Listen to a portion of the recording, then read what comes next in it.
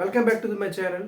So ఈరోజు వచ్చేసి topic ఏంటంటే మన సాఫ్ట్ సర్వీస్లో హౌస్ కీపింగ్ డిపార్ట్మెంట్లో గార్బేజ్ చెక్ లిస్ట్. అంటే ముందుగా మనం వాష్రూమ్ చెక్ లిస్ట్ గురించి చెప్పుకున్నాం. సో ఈరోజు వచ్చేసి ఈ వీడియోలో గార్బేజ్ చెక్ లిస్ట్ కోసం మనం చెప్పుకుందాం. ఓకేనా?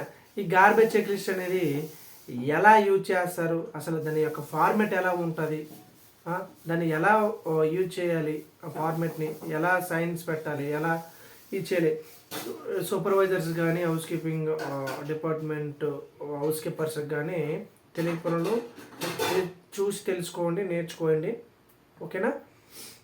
ఇది చాలా ఉపయోగపడుతుంది కాబట్టి ఈ గార్బేజ్ చెక్ లిస్ట్ గురించి అనేది తెలుసుకుందాం. ఓకేనా? చూద్దాం. ఫస్ట్ ఆఫ్ ఆల్ తెలుసుకుని ఉంది కదా. సో ఫస్ట్ ఆఫ్ ఆల్ ఈ గార్బేజ్ చెక్ లిస్ట్ ఎలా ఉంటుంది అనేది, దీని యొక్క ఫార్మాట్ అనేది మనం ఇప్పుడు చూద్దాం. ఓకేనా? Right. So first of all వచ్చేసి ఇదండి గార్బేజ్ చెక్ లిస్ట్ యొక్క ఫార్మాట్, దీన్ని అంటారండి. సో మనం ముందుగా చూసుకున్నట్లయితే ఇగోండి, లొకేషన్ అది ఫ్లోర్ అవ్వచ్చు, లేకపోతే ఒక ఫ్లోర్ ఉంటే ఏ వింగ్ బీ వింగ్ అవ్వచ్చు, సంథింగ్ ఏదైనా అవ్వచ్చు. బట్ లొకేషన్ అనేది ఎక్కడ అర్థమంతా మన ఐడెంటిఫైని బట్టి లొకేషన్ అనేది అక్కడ మనం రాసుకోవాల్సి. సో డేట్ అనేది, సో ఆ రోజు ఏ డేట్ అయితే ఆ డేట్ అనేది ఇక్కడ మెన్షన్ చేసుకోవాలి.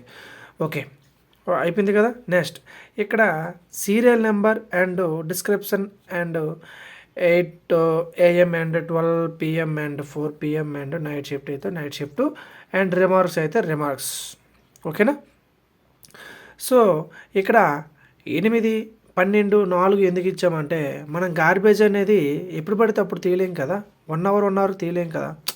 తీస్తాం బట్ 1 అవర్ కూడా తీయగలుగుతాం, బట్ అలాగని ఇచ్చేయలేం కదా. కాబట్టి ప్రతి అంటే బేస్డ్ ఆన్ యువర్ మూమెంట్ బట్టి గార్బేజ్ తీస్తాం. ఓకేనా? సరే, అందుకోసమే ఇప్పుడు 8ని విడిచిపెట్టుకున్నట్లయితే మ్యాక్సిమం 8 నుంచి మూమెంట్ స్టార్ట్ అవుతాయి. ఓకేనా? 8 నుంచి 9, 10, 11, 12. ఓకేనా? 12 సరిపడ్డది. 1 గంట 2, 3, 4. ఓకేనా? 4 PM సరిపడ్డది. నైట్ షిఫ్ట్ ఎంప్లాయీస్ ఎక్కువ ఉంటే మూమెంట్ ఉంటే గార్బేజ్ వస్తుంది, లేకపోతే లేదు. ఓకేనా? అది కూడా రిమూవ్ చేయవలసి, ఎందుకంటే బీ షిఫ్ట్ వాళ్ళు అయిపోయాక ఆఫ్టర్ 4 PM తర్వాత వచ్చే గార్బేజ్ నైట్ షిఫ్ట్ కింద వస్తుంది. ఓకేనా? ఇక్కడ మనకి ఏదైనా రిమార్క్ ఉంటే రిమార్క్ అని మనం రాసుకోవాలి. ఓకే, ఇప్పుడు మనం పాయింట్స్ వేసుకోద్దాం. ఇందులో ఏముందంటే ఫస్ట్ పాయింట్ వచ్చేసి ఏముంది, first point complete garbage cleared. చూసారా ఏముంది అక్కడ, కంప్లీట్ గార్బేజ్ క్లియర్ అంటే అక్కడ మనం గార్బేజ్ పూర్తిగా తీసామా లేదా, క్లియర్ చేసామా లేదనేది. క్లియర్ చేస్తే ఎస్ అంటే 9 గంటలకు కూడా క్లియర్ చేసాం, 10 గంటలకు కూడా క్లియర్ చేసాం, 11 గంటలకు కూడా క్లియర్ చేసాం, 12 గంటలకు కూడా క్లియర్ చేసాం. ఓకేనా? ఎస్ అని పెట్టుకోవాలి. మనం 1 గంట క్లియర్ చేస్తే ఎస్ అని పెట్టాలి, 2 క్లియర్ చేస్తే ఎస్ అని పెట్టుకోవాలి. అంటే ఇదండి ఒక్కొక్క పట్టుకుంది కదా, ఒక్కొక్క పట్టుకు అనేది 1 అవర్ అండి. సో కాబట్టి క్లియర్ చేస్తే ఎస్ అని పెట్టాలి, క్లియర్ చేయకపోతే నో అని పెట్టుకోవాలి. ఓకేనా? మనం 7 గంటల షిఫ్ట్ అనుకోండి, 7 గంటలు స్టార్ట్ అవుతుంది, ఎస్. ఓకేనా? 8 ఎస్, క్లియర్ చేసాం. మ్యాక్సిమం స్టార్టింగ్లో ఉండదు గార్బేజ్ కాబట్టి దాన్ని లీవ్ ఇట్, పెద్దగా యూజ్ ఉండదు. సో సెకండ్ పాయింట్ వచ్చేసి ఏంటి, are the containers have any gaps. అంటే కంటైనర్ అంటే గార్బేజ్ ఏవైతే ఉంటాయో, దానికి ఏమంటారు, డస్ట్బిన్స్, గార్బేజ్ డస్ట్బిన్స్ ఏవైతే ఉంటాయో అందులో ఎనీ గ్యాప్స్ అంటే ఫుల్ పేజ్గా ఉందా లేకపోతే గ్యాప్లు ఉన్నాయి అనేది మనం చేసుకోవాలి. ఒకవేళ గ్యాప్ ఉంటే ఎస్ అని పెట్టాలి, గ్యాప్స్ లేకపోతే నో అని పెట్టాలి. ఓకేనా? సో సేమ్ అంతే, time but time. Next third point ఏంటంటే కంటైనర్స్ క్లోజ్డ్ ప్రాపర్లీ.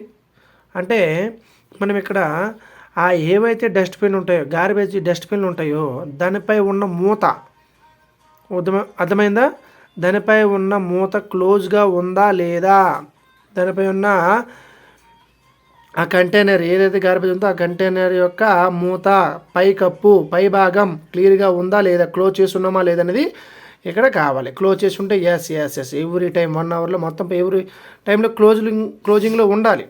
ఓకేనా, క్లోజింగ్ ఉంటే ఎస్ఎస్ అని పెట్టాలి. సో నెక్స్ట్ ఫోర్త్ పాయింట్ ఏంటంటే వెట్ అండ్ డ్రై గార్బేజ్ ఇదేంటిది సజెషన్ అంటే అంటే ఇక్కడ 2 రకాల గార్బేజ్లు ఉంటాయి.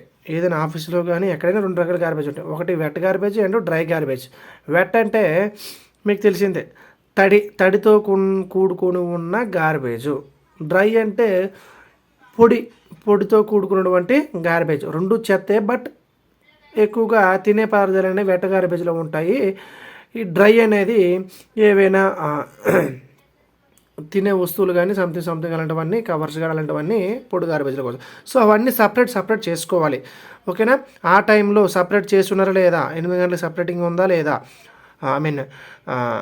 10 గంటలకు సపరేట్ చేస్తున్నారా లేదా, 11 గంటలకు సపరేట్ చేస్తున్నారా లేదా, అంటే అవి 2 సపరేట్ ఉంటాయి, 2 కలిపి ఉండకూడదు. ఓకేనా, సపరేట్ చేస్తుంటే ఎస్ అని పెట్టాలి, సపరేట్ చేయకపోతే నో అని పెట్టాలి.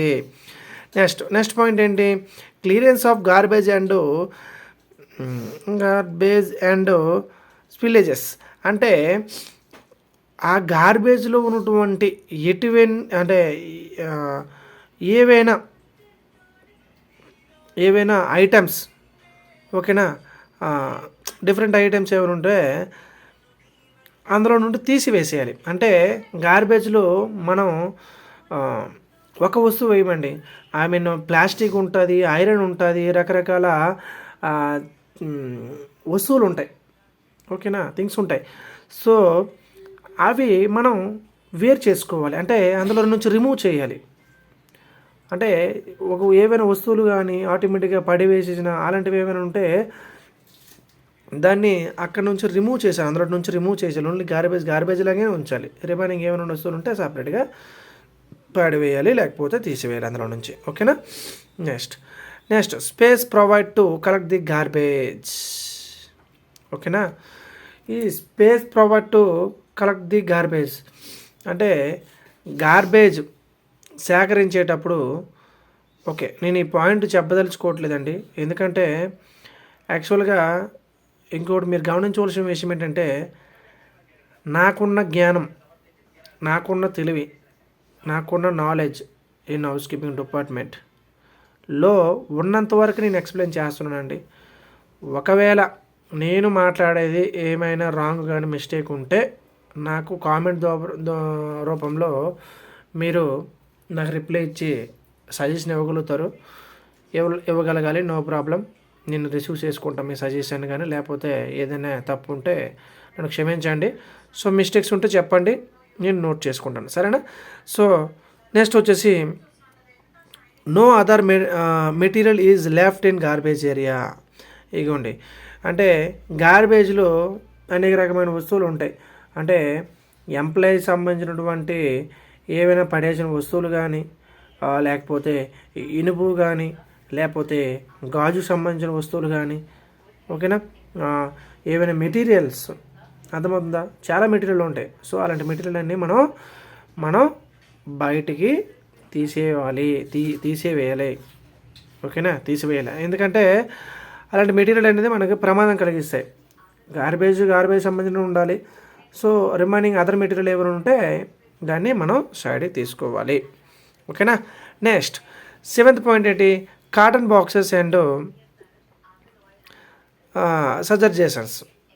అంటే కాటన్ బాక్స్ అంటే మన గార్బేజ్ కవర్లో మనం చెత్త వేసేటప్పుడు అది కాటన్ బాక్సా ఇదని మనం చూడం, హౌస్ కీపర్స్ చూడరు. సో కాబట్టి మొత్తం వేసేస్తుంటారు, మొత్తం అది ఒక గార్బేజ్ లెక్క చేస్తారు. గార్బేజ్ అనేది ఒక చిన్న ఇదిలా ఉంటుంది, ఒక పెద్ద రూమ్ ఉంటుందంటే ఆ రూమ్లో కంటైనర్స్ ఉంటాయి, కంటైనర్స్లో వేస్తారు. కాబట్టి అన్ని రకాల మెటీరియల్స్ కానీ, ఈ కాటన్ బాక్సెస్ కానీ ఇవన్నీ కూడా పడేయడం జరుగుతుంది. కాబట్టి ఆ గార్బేజ్లో కాటన్ బాక్స్ అనేవి ఉండవు. కాటన్ బాక్స్ అనేవి సపరేట్గా పెట్టుకోవాలి. కాటన్ బాక్స్ గార్బేజ్లో ఉండకుండా మనం చూసుకోవాలి. ఒకవేళ ఉంటే ఆ గార్బేజ్ నుండి రిమూవ్ చేయాలి, సపరేట్ చేసుకుంటే కాటన్ బాక్స్ అనేది డిఫరెంట్, కాటన్ బాక్స్ అన్నీ కూడా అది అమ్ముకోవడం జరగద్దు, లేకపోతే స్క్రాప్ కింద లేదు, అది తర్వాత విషయం. బట్ గార్బేజ్ కావాలనేది ఉండకూడదు. ఓకేనా, నెక్స్ట్ లాస్ట్ ఏంటంటే lights status in wet garbage. అంటే ఈ వెట్ గార్బేజ్ అనేది ఏవో చిన్న డబ్బాలు కావండి, లేకపోతే ఏవో కర్టన్స్ కావు, అంటే ఆ ఏరియాలో కంపల్సరీగా లైట్స్ ఉండాలి. ఎందుకంటే లైట్సే కాదండి, ఏసీ అన్నీ కూడా ఉంటాయి కాబట్టి. ఎందుకంటే ఏసీ ఎందుకు ఉంటుందంటే ఆ స్మెల్ వచ్చేది దాన్ని కవర్ చేయడం ఇవన్నీ రబ్బర్గా ఉంటాయి. సో అక్కడ లైట్స్ కంపల్సరీ ఉంటాయి కాబట్టి అవి వర్కింగ్ చేస్తున్నాయా లేవా, ఆ టైము 12 వరకు వర్క్ చేస్తుందా లేదా లైట్లు అంటే సేమ్ టైమింగ్ అనేది ఎస్ అనేది ఆ టైం ఉంటే దాన్ని సేమ్ అండి. ఇది మరి ప్రతిదీ కూడా 1 అవర్ చెబితే వీడియో అనేది లెంత్ అయిపోద్ది కాబట్టి ఆ టైంలో లైట్ పనిచేస్తుందా లేదా 8 గంటలకి 9 గంటలకి 10 11 12 పని చేస్తుంటే ఎస్ అని పెట్టాలి. ఆ టైంలో లైట్ పని చేయకపోతే నో అని పెట్టాలి. ఓకేనా. Next complete area sweeping and mopping అంటే మన గార్బేజ్ కంటైనర్స్ ఎక్కడైతే ఉంటాయో ఆ కంటైనర్స్ ఏరియా ఆ ఫ్లోర్లో కానీ లేకపోతే సంథింగ్ ఫ్లోర్ అవ్వచ్చు లేకపోతే కార్పెట్ ఇది అవ్వచ్చు, బట్ ఆ కింద భాగంలో ఆ సరౌండింగ్ ఏరియాలో తుడవాలి అండ్ మాప్ వేయాలి, అంటే స్వీపింగ్ అండ్ మాపింగ్ వేయాలి. సో ఆ టైంలో మనం ఆ 1 అవర్కి వేసుకోవాలి, చూసుకొని మనం చెక్ చేసుకొని తుడుచుకొని అండ్ మాప్ వేసుకోవాలి. ఆ టైంలో వేసామా లేదా, వేస్తే ఎస్ అని పెట్టాలి, వేయకపోతే నో అని పెట్టాలి. ఓకేనా. ఓకే, ఇక్కడ మనం కింద చూసుకున్నట్లయితే ఇందులో A shift, B shift, C shift. A shift supervisor ఉంటే ఏ షిఫ్ట్ అనేది కొంతవరకు ఉంటుంది, ఆయన ఏ షిఫ్ట్ ఎంతవరకు ఉంటాడో సంథింగ్ అతను సైన్ పెట్టుకోవాలి. బి షిఫ్ట్ అతను అనేది వన్ ఓ క్లాక్ వస్తే 1 o'clock, 12 వస్తే 12 ఆ తర్వాత after B shift supervisor sign పెట్టుకోవాలి. సి షిఫ్ట్ అనేది నైట్ షిఫ్ట్ వాడు సైన్ పెట్టుకోవాలి ఇక్కడ. ఓకేనా. ఇక్కడ ఫెసిలిటీ ఎగ్జిక్యూటివ్ సిగ్నేచర్ అండి. ఓకేనా. ఏ షిఫ్ట్ అతనైతే ఏ షిఫ్ట్ సిగ్నేచర్ పెట్టుకుంటే, బి షిఫ్ట్ అయితే బి షిఫ్ట్ అతను సిగ్నేచర్, సి షిఫ్ట్ చెక్ చేసుకొని పెట్టుకుంటారు. సరేనా. ఒకవేళ A shift, B shift, C shift అన్ని ఆఫీసులో ఉండవు కాబట్టి జనరల్ షిఫ్ట్ అయితే only general shift, only supervisor name and facility executive name. అంతేనండి. ఇదండి దీన్ని గార్బేజ్ చెక్ లిస్ట్ అంటారు. ఓకేనా. రైట్.